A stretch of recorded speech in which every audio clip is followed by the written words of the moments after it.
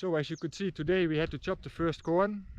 We needed to chop it because they are going to widen up this ditch and they need room to work. So if we didn't chop it, they would mulch it and then we had nothing.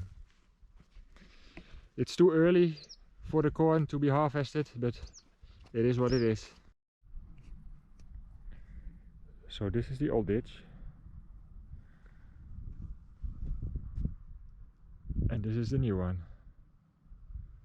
It's a lot bigger.